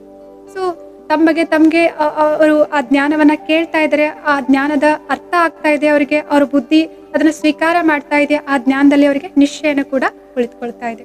ಸೊ ಈ ರೀತಿ ಭಗವದ್ಗೀತೆಯ ಎಲ್ಲಾ ಅನುಭವಗಳು ಅವ್ರಿಗೆ ಅವರ ಒಳಗಡೆ ಏನು ಶಕ್ತಿ ಪ್ರವೇಶ ಆಗಿ ಹೇಳ್ತಾ ಇತ್ತು ಅದರಿಂದ ಸ್ಪಷ್ಟವಾಗ್ತಾ ಹೋಗುತ್ತೆ. ಅದನ್ನ ಅವ್ರು ಇನ್ನೊಬ್ಬರ ಜೊತೆನೂ ಹಂಚ್ಕೊಳ್ತಾ ಇದ್ರು. ಇದರಿಂದ ಅವರ ಸುತ್ತಮುತ್ತ ಇರುವ ಎಲ್ಲಾ ಜನರು ಬರ್ಲಿಕ್ಕೆ ಶುರು ಮಾಡಿದ್ರು, ಅವ್ರ ಮಿತ್ರ ಸಂಬಂಧಿಗಳು ಅವ್ರ ಮನೆಗೆ ಬರ್ಲಿಕ್ಕೆ ಶುರು ಮಾಡಿದ್ರು. ಈ ರೀತಿ ಅವ್ರ ಮನೇಲಿ ಒಂದು ಸತ್ಸಂಗ ದಿನಾಲು ನಡೀಲಿಕ್ಕೆ ಪ್ರಾರಂಭ ಆಯ್ತು. ಸೊ ಈ ಸತ್ಸಂಗ ನಡೀತಾ ನಡೀತಾ ಅವ್ರು ಯಾವಾಗ್ಲೂ ಓಂ ಧ್ವನಿಯನ್ನ ಮಾಡಿಸ್ತಾ ಇದ್ರು. ಸತ್ಸಂಗದ ಪ್ರಾರಂಭದಲ್ಲಾಗ್ಲಿ ಅಥವಾ ಆಮೇಲೆ ಆಗ್ಲಿ ಮಾಡಿಸ್ತಾ ಇದ್ರು. ಯಾವಾಗ ಈ ಓಂ ಧ್ವನಿಯನ್ನ ಮಾಡಿಸ್ಬೇಕಾದ್ರೆ ಕೆಲವೊಂದು ಜನರಿಗೆ ಸಾಕ್ಷಾತ್ಕಾರ ಆಗ್ಲಿಕ್ಕೆ ಶುರುವಾದ್ರು. ಕೆಲವೊಬ್ರು ಟ್ರಾನ್ಸ್ ಅಲ್ಲಿ, ಅಂತಂದ್ರೆ ಸಾಕ್ಷಾತ್ಕಾರನ ನೋಡ್ಲಿಕ್ಕೆ ಶುರು ಮಾಡಿದ್ರು, ಟ್ರಾನ್ಸ್ ಅಲ್ಲಿ ಧ್ಯಾನಾವಸ್ಥೆಯಲ್ಲಿ ಹೋಗ್ಲಿಕ್ಕೆ ಪ್ರಾರಂಭ ಮಾಡಿದ್ರು. ಆ ಧ್ಯಾನಾವಸ್ಥೆಯಲ್ಲಿ ಸಾಕ್ಷಾತ್ಕಾರದಲ್ಲಿ ಅವರು ಏನು ಭವಿಷ್ಯದಲ್ಲಿ ಬರುವಂತಹ ಸತ್ಯುಗದ ಅನೇಕ ದೃಶ್ಯಗಳನ್ನ ನೋಡ್ತಾ ಇದ್ರು. ಮತ್ತೆ ಈ ಸೃಷ್ಟಿ ಪರಿವರ್ತನೆಯ ವಿನಾಶದ ದೃಶ್ಯಗಳನ್ನ ಕೆಲವೊಬ್ರು ನೋಡ್ತಾ ಇದ್ರು. ಸೊ ಕೆಲವೊಬ್ರು ಶ್ರೀಕೃಷ್ಣನ ಸಾಕ್ಷಾತ್ಕಾರ ಮಾಡ್ತಾ ಇದ್ರು. ತಾವು ಕೂಡ ಆ ಚಿಕ್ಕದಾದ ಶ್ರೀಕೃಷ್ಣನ ಜೊತೆಗೆ ತಾವು ಕೂಡ ಆಟ ಆಡ್ತಾ ಇದ್ರೆ, ತಾವು ಕೂಡ ಸ್ವರ್ಗದಲ್ಲಿ ಇದ್ದಾರೆ ಅಂತ ಈ ರೀತಿ ಅನೇಕ ದೃಶ್ಯಗಳನ್ನ ಅವರು ಅನುಭವ ಮಾಡ್ತಾ ಇದ್ರು. ಈ ರೀತಿ ಅನುಭವ ಮಾಡಿದವರೆಲ್ಲ ಹೊರಗಡೆನೂ ಹಂಚ್ಕೊಳ್ತಾ ಇದ್ರಲ್ವಾ. ಸೊ ಈ ಸುದ್ದಿ ಎಲ್ಲಾ ಕಡೆ ಹರಡ್ತಾ ಹೋಯ್ತು. ಈ ರೀತಿ ದಾದಾ ಲೇಖರಾಜ್ ಅಂತ ಇದ್ದಾರೆ, ಅವ್ರು ಸತ್ಸಂಗ ಮಾಡ್ತಾರೆ. ಆ ಸತ್ಸಂಗಕ್ಕೆ ಹೋದವ್ರಿಗೆಲ್ಲ ಸಾಕ್ಷಾತ್ಕಾರ ಆಗುತ್ತೆ ಅಂತ ಹೇಳ್ಬಿಟ್ಟು ಈ ಸತ್ಸಂಗದಲ್ಲಿ ಪ್ರತಿದಿನ ಜನಗಳು ಬರೋದು ಜಾಸ್ತಿ ಆಯ್ತು. ಇದರಲ್ಲಿ ಮಾತೆಯರು ಇದ್ರು, ಕುಮಾರಿಯರು ಇದ್ರು, ಚಿಕ್ಕ ಮಕ್ಕಳು ಇದ್ರು, ಅಣ್ಣಂದ್ರು ಇದ್ರು, ಎಲ್ಲಾ ವರ್ಗದವರು ಈ ಸತ್ಸಂಗದಲ್ಲಿ ಬರ್ಲಿಕ್ಕೆ ಪ್ರಾರಂಭ ಮಾಡಿದ್ರು. ಸೊ ಎಲ್ರಿಗೂ ಕೂಡ ವಿಭಿನ್ನವಾದ ಅನುಭೂತಿ ಆಗ್ತಾ ಇತ್ತು. ಕೆಲವೊಬ್ಬರಿಗೆ ಅದರಲ್ಲಿ ಸಾಕ್ಷಾತ್ಕಾರ ಕೂಡ ಆಗ್ತಾ ಇತ್ತು. ಈ ರೀತಿ ಸೊ ಇಲ್ಲಿ ಓಂ ಧ್ವನಿ ಮಾಡ್ತಾ ಇರೋ ಕಾರಣ ಮೊದಲಿಗೆ ಇದಕ್ಕೆ ಓಂ ಮಂಡಳಿ ಅಂತ ಹೇಳ್ಬಿಟ್ಟು ಎಲ್ಲರೂ ಕರೀಲಿಕ್ಕೆ ಶುರು ಮಾಡಿದ್ರು.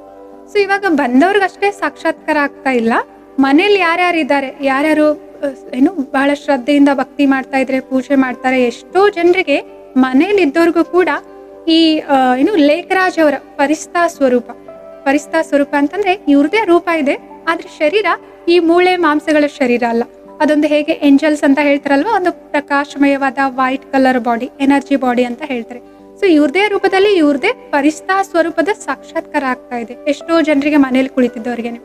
ಆಮೇಲೆ ಅವ್ರಿಗೊಂದು ಏನೋ ಸಂಕೇತ ಸಿಗ್ತಾ ಇದೆ, ಒಂದು ಧ್ವನಿ ಕೇಳಿಸ್ತಾ ಇದೆ. ಏನಂತ ಹೇಳ್ಬಿಟ್ಟು, ನಾನು ನನ್ನ ಸರಿಯಾದ ಸ್ಥಳದಲ್ಲಿ ಬಂದು ಈಶ್ವರಿಯ ಜ್ಞಾನವನ್ನ ನೀಡ್ತಾ ಇದ್ದೇನೆ, ತಾವು ಕೂಡ ನನ್ನ ಬಳಿಗೆ ಬನ್ನಿ ಅಂತ ಹೇಳ್ಬಿಟ್ಟು ಅವರಿಗೆ ಇವರ ಸಾಕ್ಷಾತ್ಕಾರದ ಮೂಲಕ ಒಂದು ಸಂಕೇತ ಸಿಗ್ತಾ ಇದೆ. ಅವರೆಲ್ಲರೂ ಕೂಡ, ಅವ್ರಿಗೆಲ್ಲ ಮೊದಲು ಪರಿಚಯ ಇರಲಿಲ್ಲ ಈ ಲೇಖರಾಜ್ ಅವರಂದ್ರೆ ಯಾರು ಅಂತ, ಈ ಓಂ ಮಂಡಳಿ ಅಂದ್ರೆ ಯಾರು ಅಂತ ಗೊತ್ತಿರ್ಲಿಲ್ಲ. ಬಟ್ ಈ ಸಾಕ್ಷಾತ್ಕಾರ ಆದ ನಂತರ ಅವರು ಆ ಓಂ ಮಂಡಳಿಯನ್ನ ಹುಡುಕ್ತಾ ಬರ್ತಾರೆ. ಬಂದ ತಕ್ಷಣ ದಾದಾರವ್ರಿಗೆ ಕೇಳ್ತಾರೆ, ನೀವೇ ಅಲ್ವಾ ನಮ್ಗೆ ಸಾಕ್ಷಾತ್ಕಾರ ಮಾಡಿಸ್ಬಿಟ್ಟು ಇಲ್ಲಿ ಕರೆದಿದ್ದು ಅಂತ ಹೇಳ್ಬಿಟ್ಟು. ಮೊದ್ಲು ದಾದಾರವರು ಕೂಡ ಇವ್ರು ಏನ್ ಹೇಳ್ತಾ ಇದಾರೆ ಅಂತ ಹೇಳ್ಬಿಟ್ಟು ಅರ್ಥ ಆಗ್ತಿರ್ಲಿಲ್ಲ. ಎಲ್ರು ಏನ್ ಅನ್ಕೋತಾ ಇದ್ರು, ಈ ದಾದಾರವರೇ ಈ ಸಾಕ್ಷಾತ್ಕಾರಗಳನ್ನೆಲ್ಲ ಮಾಡಿಸ್ತಾ ಇದಾರೆ ಅಂತ ಅನ್ಕೊಳ್ತಾ ಇದ್ರು. ಆದ್ರೆ ಹೋಗ್ತಾ ಯಾವಾಗ ಆ ಶಕ್ತಿ ದಾದಾರವರಲ್ಲಿ ಪ್ರವೇಶ ಆಗ್ತಾ ಹೋಯ್ತು, ಕೆಲವೊಂದು ರಹಸ್ಯಗಳನ್ನ ಹೇಳ್ತಾ ಹೋದ್ರು. ಅವಾಗ ದಾದಾರವ್ರಿಗೂ ಕೂಡ ಬಹಳ ಸ್ಪಷ್ಟವಾಯ್ತು, ನನ್ನಲ್ಲಿ ಪರಂಪಿತ ಪರಮಾತ್ಮ ನಿರಾಕಾರ ಶಿವ್ ಪ್ರವೇಶ ಆಗ್ತಾ ಇದ್ದಾರೆ. ಅವರ ಸಮಯ ಏನು ಈ ಸೃಷ್ಟಿಯಲ್ಲಿ ಇವಾಗ ದಿವ್ಯ ಅವತರಣೆ ಆಗ್ಬಿಟ್ಟು ಈ ಸೃಷ್ಟಿ ಪರಿವರ್ತನೆಯ ಕರ್ತವ್ಯವನ್ನ ಅವ್ರು ಮಾಡ್ಬೇಕಾಗಿದೆ. ಅದಕ್ಕೋಸ್ಕರ ಅವರು ಈ ಶರೀರದ ಆಧಾರವನ್ನ ತೆಗೆದುಕೊಳ್ತಾ ಇದ್ದಾರೆ ಅಂತ ಹೇಳ್ಬಿಟ್ಟು ತಮ್ಮನ್ನ ನಿಮಿತ್ತ ಮಾಡ್ತಾ ಇದ್ದಾರೆ, ಯಾವುದೋ ಒಂದು ಕರ್ತವ್ಯಕ್ಕೆ ತಮ್ಮನ್ನ ನಿಮಿತ್ತ ಮಾಡ್ತಾ ಇದ್ದಾರೆ. ಇವರೆಲ್ಲರಿಗೂ ಕೂಡ ಸಾಕ್ಷಾತ್ಕಾರ ಮಾಡಿಸ್ತಿರೋದು ಅಪರಂಪಿತ ಪರಮಾತ್ಮನೇ ಆಗಿದ್ದಾರೆ ಅಂತ ಹೇಳ್ಬಿಟ್ಟು ಅವರಿಗೆ ಹೋಗ್ತಾ ಸ್ಪಷ್ಟ ಆಗುತ್ತೆ. ಅದೇ ರೀತಿ ಆ ಸತ್ಸಂಗದಲ್ಲಿ ಬರೋರ್ಗೂ ಕೂಡ ಎಲ್ರಿಗೂ ಕೂಡ ಸ್ಪಷ್ಟವಾಗುತ್ತೆ, ಈ ಸಾಕ್ಷಾತ್ಕಾರಗಳನ್ನ ಈ ಲೇಖರಾಜ್ ಅವರು ಮಾಡಿಸ್ತಾ ಇಲ್ಲ, ಇವರಲ್ಲಿ ಪ್ರವೇಶ ಆಗ್ತಿರುವಂತಹ ದಿವ್ಯ ಶಕ್ತಿ ಪರಂಪಿತ ಪರಮಾತ್ಮ ನಮಗೆಲ್ಲ ಇದನ್ನ ಮಾಡಿಸ್ತಿರೋದು, ಈ ಜ್ಞಾನ ಹೇಳ್ತಿರೋದು ಕೂಡ ಸ್ವಯಂ ಪರಂಪಿತ ಪರಮಾತ್ಮ ನಿರಾಕಾರ ಶಿವ ಆಗಿದ್ದಾರೆ ಅಂತ ಹೇಳ್ಬಿಟ್ಟು ಎಲ್ರಿಗೂ ಕೂಡ ಸ್ಪಷ್ಟನೆ ಆಗುತ್ತೆ. ಸೊ ಜನಸಂಖ್ಯೆ ಸತ್ಸಂಗದಲ್ಲಿ ಬರೋದು ದಿನದಿಂದ ದಿನಕ್ಕೆ ವೃದ್ಧಿ ಆಗ್ತಾ ಇರುತ್ತೆ. ಸೊ ಲೇಖರಾಜ್ ಅವರು ದಾದಾರವರು ಕೂಡ ವಿಚಾರ ಮಾಡ್ತಾರೆ, ಇಷ್ಟೊಂದು ಸಂಖ್ಯೆ ಬರ್ತಾ ಇದೆ, ಸೊ ನಾನು ಏನಾದ್ರೂ ಮಾಡ್ಬೇಕು ಇವಾಗ ಅಂತ ಹೇಳ್ಬಿಟ್ಟು. ಚಿಕ್ಕ ಚಿಕ್ಕ ಮಕ್ಕಳು ಕೂಡ ಬರ್ತಾ ಇದ್ರು ಸತ್ಸಂಗದಲ್ಲಿ, ಚಿಕ್ಕ ಚಿಕ್ಕ ಮಕ್ಳಿಗೂ ಕೂಡ ಸಾಕ್ಷಾತ್ಕಾರ ಆಗ್ತಾ ಇತ್ತು. ಅವರು ಕೂಡ ಧ್ಯಾನಾವಸ್ಥೆಯಲ್ಲಿ ಹೋಗ್ತಾ ಇದ್ರು. ಸೊ ಇವರು ಒಂದು ನಿರ್ಧಾರವನ್ನ ಮಾಡ್ತಾರೆ. ಸೊ ಇವರು ಒಂದು ಸಂಘವನ್ನ, ಮಂಡಳಿಯನ್ನ ತಯಾರು ಮಾಡ್ತಾರೆ. ಆ ಸಂಘದ ಏನು ಅಡ್ಮಿನಿಸ್ಟ್ರೇಟಿವ್ ಹೆಡ್ ಆಗಿರ್ಬೋದು ಅಥವಾ ಟ್ರಸ್ಟಿ ಮೆಂಬರ್ಸ್ ಆಗಿರ್ಬೋದು, ಅವರನ್ನ ಎಲ್ಲರನ್ನು ಕೂಡ ಮಹಿಳೆಯರ, ಮಾತೆಯರನ್ನ ಮತ್ತು ಕುಮಾರಿಯರನ್ನ ನೇಮಕ ಮಾಡ್ತಾರೆ. ಅದರಲ್ಲಿ ಒಬ್ಬ ಪ್ರಧಾನವಾದ ಕುಮಾರಿ ಅಂತಂದ್ರೆ ಅವರ ಹೆಸರು ರಾಧಾ ಅಂತ ಆಗಿತ್ತು. ಆ ಸತ್ಸಂಗದಲ್ಲಿ ಅವ್ರ ತಾಯಿ ಮತ್ತೆ ಚಿಕ್ಕಮ್ಮನ ಜೊತೆಗೆ ಬರ್ತಾ ಇದ್ರು. ಅವರಲ್ಲಿ ಬಹಳ ಅವರು ಆ ಸಮಯದಲ್ಲಿ 16 ವರ್ಷದವರಾಗಿದ್ರು. ಅವರ 10th ಅವರು ಇನ್ನು ಎಕ್ಸಾಮ್ ಬರೆಯೋದಿತ್ತು. ಆ ಸಮಯದಲ್ಲಿ ಅವ್ರ ಚಿಕ್ಕಮ್ಮನ ಜೊತೆ ಎಲ್ಲ ಅವರು ಸತ್ಸಂಗದಲ್ಲಿ ಬರ್ತಾ ಇದ್ರು. ಬಹಳ ಬುದ್ಧಿವಂತರಾಗಿದ್ರು. ಏನ್ ಜ್ಞಾನ ಕೇಳ್ತಾ ಇದ್ರು ಅದನ್ನು ಸರಿಯಾಗಿ ಅರ್ಥ ಮಾಡ್ಕೊಳ್ತಾ ಇದ್ರು. ಮತ್ತೆ ಇನ್ನೊಬ್ರಿಗೂ ಕೂಡ ಅವರು ಚೆನ್ನಾಗಿ ಹೇಳ್ತಾ ಇದ್ರು ಜ್ಞಾನವನ್ನ. ಅವರಲ್ಲಿ ಸಂಗೀತದ ಕಲೆ ಇತ್ತು, ಮತ್ತೆ ವೀಣೆಯನ್ನ ಬಾರಿಸುವಂತಹ ಕಲೆ ಇತ್ತು. ಅವರು ಭಿನ್ನ ಭಿನ್ನವಾದ ಗೀತೆಗಳನ್ನ ರಚನೆ ಮಾಡ್ಬಿಟ್ಟು ವಿಧ ವಿಧವಾಗಿ ಆ ಜ್ಞಾನವನ್ನ ಇನ್ನೊಬ್ಬರಿಗೆ ಅರ್ಥ ಆಗುವ ರೀತಿಯಲ್ಲಿ ತಿಳಿಸ್ತಾ ಇದ್ರು. ಅವರ ಈ ಬುದ್ಧಿಶಕ್ತಿಯನ್ನ ನೋಡ್ಬಿಟ್ಟು ದಾದಾರವರು ಆ ಸಂಘಕ್ಕೆ ಮೊದಲು ಅವರನ್ನ ಅಡ್ಮಿನಿಸ್ಟ್ರೇಟಿವ್ ಹೆಡ್ ಆಗಿ, ಅಂತಂದ್ರೆ ಮುಖ್ಯ ಕಾರ್ಯಕಾರಿಣಿಯಾಗಿ ಅಧ್ಯಕ್ಷದ ರೂಪದಲ್ಲಿ ಅವರನ್ನ ನೇಮಿಸ್ತಾರೆ. ಅವರ ಜೊತೆಯಲ್ಲಿ ಮತ್ತೆ ಇನ್ನೂ 8 ಜನ, ಅದರಲ್ಲಿ ಕುಮಾರಿಯರು, ಮಾತೆಯರು ಇದ್ದಾರೆ. ಸೊ ಅವರನ್ನ ಈ ಸಂಘದ ಟ್ರಸ್ಟಿ ಮೆಂಬರ್ಸ್ ಅನ್ನಾಗಿ ನಿಮಿತ್ತ ಮಾಡ್ತಾರೆ. ಈ ರೀತಿ ಒಂದು ಮಂಡಳಿಯನ್ನ ನಿರ್ಮಾಣ ಮಾಡ್ತಾರೆ. ಯಾಕೆ ಇವರು ಸ್ತ್ರೀಯರನ್ನೇ ಅವ್ರು ನೇಮಿಸಿದ್ರು ಅಂತಂದ್ರೆ, ಯಾವಾಗ ಲೇಖರಾಜ್ ಅವರಿದ್ರು ಆ ಸಮಯದಲ್ಲಿ ಮಹಿಳೆಯರಿಗೆ ಸಮಾಜದಲ್ಲಿ ಅಷ್ಟೊಂದು ಸ್ಥಾನಮಾನ ಇರಲಿಲ್ಲ. ಅವ್ರಿಗೆ ಎಜುಕೇಶನ್ ಬಗ್ಗೆನೂ ಅಷ್ಟೊಂದು ಸಪೋರ್ಟ್ ಇರಲಿಲ್ಲ. ಮತ್ತೆ ಯಾವುದೇ ಉದಾಹರಣೆಗೆ ಯಾರ ಮನೆಯಲ್ಲಾದ್ರೂ ಯಾರಾದ್ರೂ ಶರೀರ ಬಿಟ್ರು ಅಂತಂದ್ರೆ 1 ವರ್ಷ ಅವರು ದುಃಖಿಯಾಗಿ ಕಳಿಬೇಕು ಆ ಸಮಯವನ್ನ.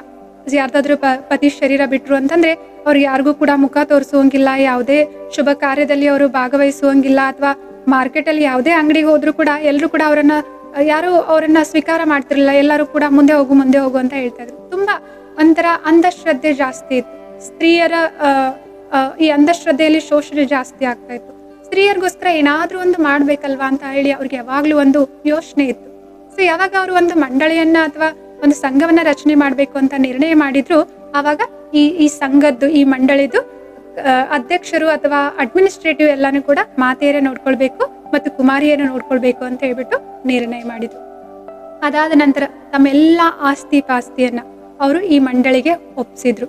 ಅವರ ವಿಲ್ಲಲ್ಲಿ ಈ ರೀತಿ ಬರೆದ್ರು ಅವರು, ನಂದಾಗಿರುವಂತಹ ಚಿನ್ನ ಆಗಿರ್ಬೋದು, ಆಭರಣ ಆಗಿರ್ಬೋದು, ಅಥವಾ ಜಮೀನ್ ಆಗಿರ್ಬೋದು, ಅಥವಾ ಯಾವುದೇ ಅಚಲ ಆಸ್ತಿ ಪಾಸ್ತಿ ಆಗಿರ್ಬೋದು, ನಾನೆಲ್ಲವನ್ನ ಇದನ್ನ ಈಶ್ವರಿಯ ಸೇವೆಯಲ್ಲಿ ಈ ಮಾತೆಯರ ಮಂಡಳಿಗೆ ಸಮರ್ಪಣೆ ಮಾಡ್ತಾ ಇದ್ದೀನಿ ಅಂತ ಹೇಳ್ಬಿಟ್ಟು ಎಲ್ಲವನ್ನ ಕೂಡ ಆ ಸಂಘಕ್ಕೆ ಅವರು ಸರೆಂಡರ್ ಮಾಡಿದ್ರು. ಅದಾದ ನಂತರ ಆ ಸಂಘವನ್ನ, ಓಂ ಮಂಡಳಿಯನ್ನ ಸ್ತ್ರೀಯರೇ ಇಲ್ಲಿವರೆಗೂ, ಅಂದ್ರೆ ಮಾತೆಯರೇ, ಅಕ್ಕಂದಿರ, ಸಹೋದರಿಯರೇ ನಡೆಸ್ಕೊಂಡು ಬರ್ತಾ ಇದ್ದಾರೆ.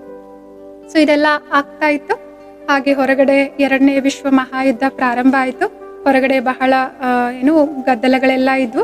ಇವರೆಲ್ಲಿ ಕೂಡ ಈ ಪರಂಪಿತ ಪರಮಾತ್ಮನ ಸಂದೇಶವನ್ನ ಕೊಡ್ಲಿಕ್ಕೆ ಆ ಸಮಯದಲ್ಲಿ ಆಗ್ತಿರ್ಲಿಲ್ಲ.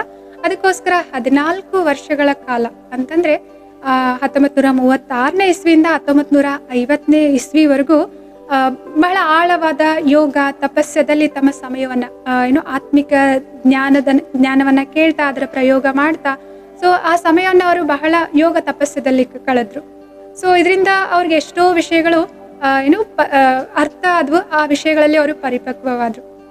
ಹೊರಗಡೆ 2ನೇ ವಿಶ್ವ ಮಹಾಯುದ್ಧ ಸಮಾಪ್ತಿ ಆಯಿತು. ಹಿರೋಸಿಮಾ, ನಾಗಾಸಾಕಿ ಮೇಲೆ ಕೂಡ ನಮ್ಗೆಲ್ಲ ಗೊತ್ತಿರುವ ಹಾಗೆ ಬಾಂಬ್ಸ್ಗಳ ದಾಳಿ ಆಯಿತು. ಆಮೇಲೆ 2ನೇ ವಿಶ್ವ ಮಹಾಯುದ್ಧನ ಮುಕ್ತಾಯ ಆಯಿತು. ಮತ್ತೆ 1947ರಲ್ಲಿ ಭಾರತಕ್ಕೆ ಸ್ವತಂತ್ರ ಕೂಡ ಸಿಕ್ತು. ಆಮೇಲೆ ನಮ್ಮ ಅಖಂಡ ಭಾರತ ಏನಾಯ್ತು, ವಿಭಾಜನೆ ಆಯ್ತು. ಇಂಡಿಯಾ ಮತ್ತು ಪಾಕಿಸ್ತಾನ ಅಂತ ಹೇಳ್ಬಿಟ್ಟು 2 ಭಾಗಗಳಾಯ್ತು. ಸೊ ಆ ಸಮಯದಲ್ಲಿ ಪಾಕಿಸ್ತಾನದಲ್ಲಿ ಈಗ ಜನ ಏನಿದ್ರು, ಅವರೆಲ್ಲ ಹಿಂದೂಗಳು ಏನಿದ್ರು ಭಾರತಕ್ಕೆ ಬರ್ಲಿಕ್ಕೆ ಶುರು ಮಾಡಿದ್ರು. ಮತ್ತೆ ಭಾರತದಲ್ಲಿ ಯಾರೆಲ್ಲ ಮುಸಲ್ಮಾನರಿದ್ರು ಅವರೆಲ್ಲ ಪಾಕಿಸ್ತಾನ ಹೋಗ್ಲಿಕ್ಕೆ ಶುರು ಮಾಡಿದ್ರು. ಬಟ್ ಇವ್ರು ಇರುವಂತಹ ಸಿಂಧ್, ಹೈದರಾಬಾದ್. ಸೊ ಇವರು ಏನ್ ಮಾಡಿದ್ರು, ಸ್ವಲ್ಪ ದಿನಗಳಾದ್ಮೇಲೆ ಕರಾಚಿಗೆ ಶಿಫ್ಟ್ ಆಗಿದ್ರು. ಆ ಸ್ಥಳ ಇವಾಗ ಪಾಕಿಸ್ತಾನಕ್ಕೆ ಸೇರುತ್ತೆ. ಸೊ ಎಲ್ರು ಕೂಡ ಆ ಸಮಯದಲ್ಲಿ ಬರ್ಲಿಕ್ಕೆ ಶುರು ಮಾಡಿದ್ರು. ಬಟ್ ಇವರು ಸ್ವತಂತ್ರ ಸಿಕ್ಕು ವಿಭಜನೆ ಆದ್ಮೇಲೆ 3 ವರ್ಷನೂ ಕೂಡ ಅದೇ ಸ್ಥಳದಲ್ಲಿ ಇದ್ರು. ಸೊ ಯಾವುದೇ ರೀತಿಯ ತೊಂದರೆ ಅಲ್ಲಿ ಆಗಿರ್ಲಿಲ್ಲ. ಎಲ್ರು ಕೂಡ ಇವರಿಗೆ ಬಹಳ ಸಹಯೋಗಿಯಾಗಿದ್ರು. ಸೊ ಇವರು ಕೂಡ ಎಲ್ಲರ ಜೊತೆ ಅಲ್ಲಿ ಹೊಂದಾಣಿಕೆಯಿಂದ ಇದ್ರು.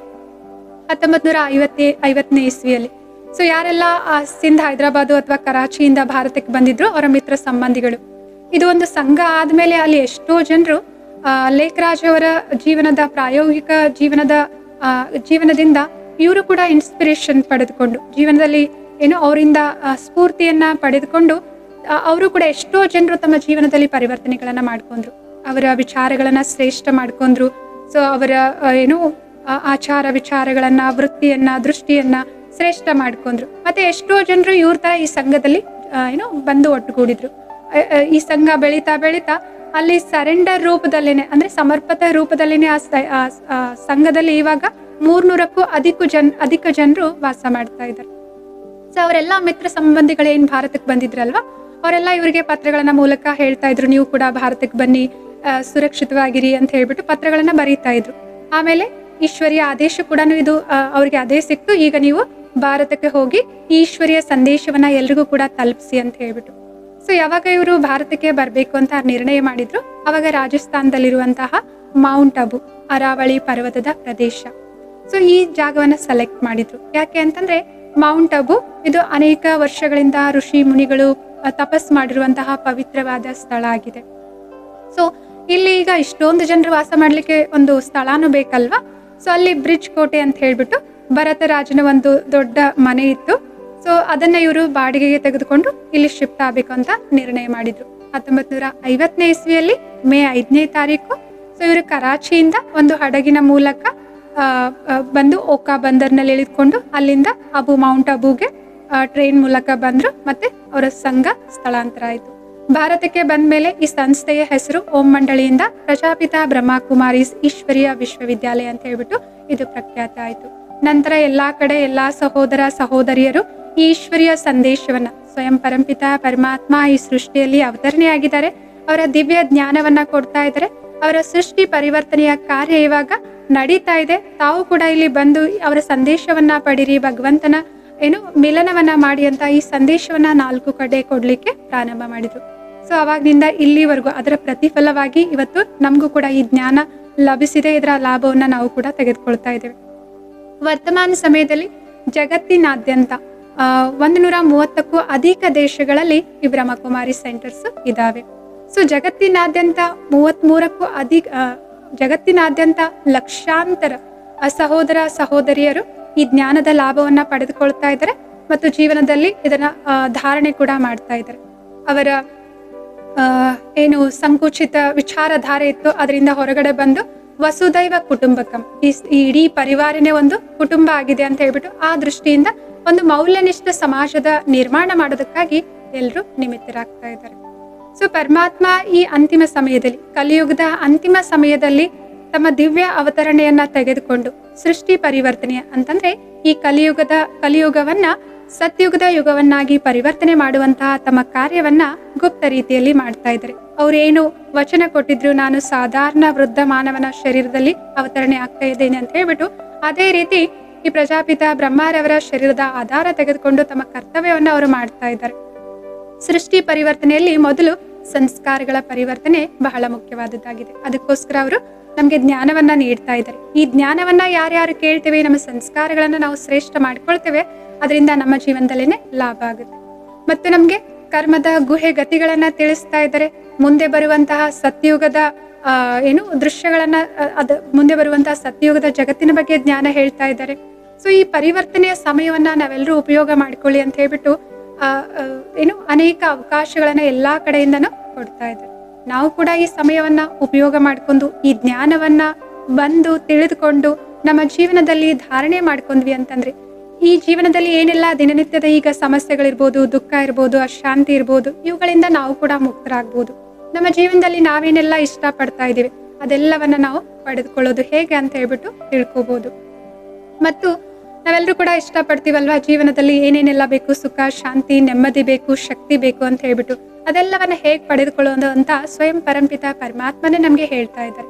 ಸೊ ಅದನ್ನ ನೀವು ಕೂಡ ಬನ್ನಿ, ನೀವು ಕೂಡ ತಿಳಿದುಕೊಳ್ಳಿ, ಈ ಜ್ಞಾನವನ್ನ ತಿಳಿದುಕೊಳ್ಳಿ, ಇದರ ಲಾಭವನ್ನ ಪಡೆದುಕೊಳ್ಳಿ. ಈ ಪರಿವರ್ತನೆಯ ಸಮಯದಲ್ಲಿ ನಾವೆಲ್ಲ ಏನ್ ಮಾಡ್ಬೇಕಾಗಿದೆ, ನಮ್ದೆಲ್ಲ ಏನ್ ಜವಾಬ್ದಾರಿ ಆಗಿದೆ ಅಂತ ಅರಿತುಕೊಂಡು ನಾವು ಕೂಡ ಒಂದು ಸಕಾರಾತ್ಮಕವಾದ ಮರು ಉತ್ತರವನ್ನ ಈ ಸಮಯಕ್ಕೆ ಕೊಡ್ತಾ ಇದೀವಿ ಅಂತಂದ್ರೆ ಎಲ್ರದ್ದು ಇಲ್ಲಿ ಒಳ್ಳೇದಾಗುತ್ತೆ. ಸೊ ತಮ್ಮೆಲ್ರಿಗೂ ಕೂಡ ಈ ಯಾವುದೇ ಸಮಯದಲ್ಲಾದ್ರೂ ನಿಮ್ಮ ಹತ್ತಿರದಲ್ಲಿ ತುಂಬಾ ಬ್ರಾಂಚಸ್ಗಳಿದೆ, ಬ್ರಹ್ಮಕುಮಾರಿ ಸೆಂಟರ್ಸ್ ಇದೆ, ಅಥವಾ ಯಾವುದೇ ದೇಶ ಇರ್ಬೋದು, ವಿದೇಶ ಇರ್ಬೋದು, ಎಲ್ಲಾ ಕಡೆನೂ ಕೂಡ ನೀವು ಆನ್ಲೈನ್ ಅಲ್ಲಿ ಸೆಂಟರ್ಗಳನ್ನ ಹುಡುಕ್ಬೋದು.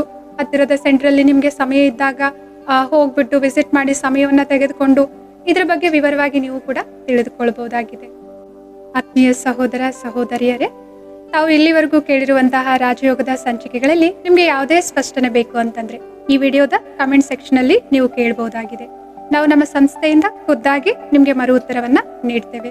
ಮತ್ತು ನೀವು ನಮ್ಮನ್ನ ಸಂಪರ್ಕಿಸಬೇಕಾದ್ರೆ ಈ ವಿಡಿಯೋದಲ್ಲಿ ತೋರಿಸಲಾಗಿರುವಂತಹ ಮೊಬೈಲ್ ಸಂಖ್ಯೆಗಳಿಗೆ ಕರೆ ಮಾಡಬಹುದಾಗಿದೆ. ನಮ್ಮ ರಾಜಯೋಗದ ತರಬೇತಿಗಳಿಗೆ ಯಾವುದೇ ಶುಲ್ಕ ಇರುವುದಿಲ್ಲ, ಇದು ಉಚಿತ ಸೇವೆಯಾಗಿದೆ. ನಮ್ಮ ಮುಂಬರುವ ಎಲ್ಲಾ ಸಂಚಿಕೆಗಳು ಈ ಸಂವಿಧಾನ ಯೂಟ್ಯೂಬ್ ಚಾನೆಲ್ನಲ್ಲಿ ಪ್ರತಿ ಶುಕ್ರವಾರ ಸಂಜೆ 6 ಗಂಟೆಗೆ ಪ್ರಸಾರವಾಗ್ತವೆ. ಮುಂದಿನ ಸಂಚಿಕೆಯೊಂದಿಗೆ ಇನ್ನೊಂದು ವಿಷಯದೊಂದಿಗೆ ನಾವೆಲ್ಲರೂ ಭೇಟಿಯಾಗೋಣ. ಅಲ್ಲಿವರೆಗೂ ಎಲ್ಲಾ ಸಹೋದರ ಸಹೋದರಿಯರಿಗೆ ಓಂ ಶಾಂತಿ.